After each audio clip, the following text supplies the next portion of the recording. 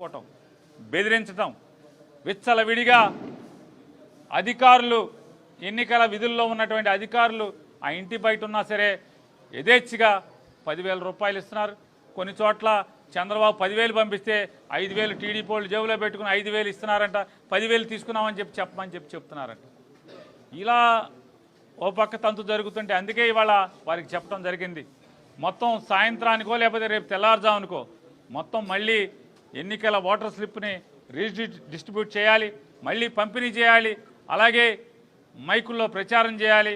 ఎవరన్నా మీరు call centre ఒకటి పెట్టాలి, ఎవరన్నా వచ్చి స్లిప్పులు అడిగినా మళ్ళీ డబ్బులు ఎరేసినా ఎవరైనా స్లిప్పులు ఇమ్మని బెదిరించినా వెంటనే ఆ కాల్ సెంటర్కి ఫోన్ చేస్తే వెంటనే దాని మీద చర్యలు తీసుకునేలాగా, వాళ్ళని అరెస్టులు చేసేలాగా, మీరు కట్టడి చేసుకునేలాగా చర్యలు తీసుకోమని చెప్పని కూడా ఎన్నికల కమిషనర్ గారికి చెప్పడం జరిగింది.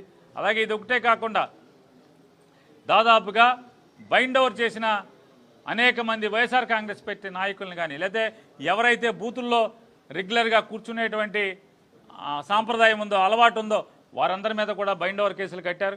వారందరినీ కూడా స్వేచ్ఛగా ఎన్నికల విధులు వైఎస్ఆర్ కాంగ్రెస్ పార్టీ